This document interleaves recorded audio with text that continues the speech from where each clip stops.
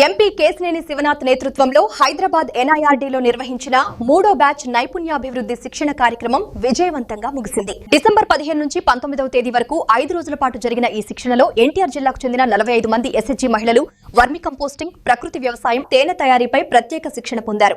శిక్షణ పూర్తి చేసుకున్న మహిళలకు ఎంపీ కేశినేని శివనాథ్ సతీమణి కేశినేని జానకి లక్ష్మి సర్టిఫికెట్లను ప్రదానం చేశారు. ఈ సందర్భంగా ఆమె మాట్లాడుతూ మహిళల ఆర్థిక స్వతంత్రతే కుటుంబం, సమాజం, రాష్ట్ర అభివృద్ధికి పునాది అని అన్నారు.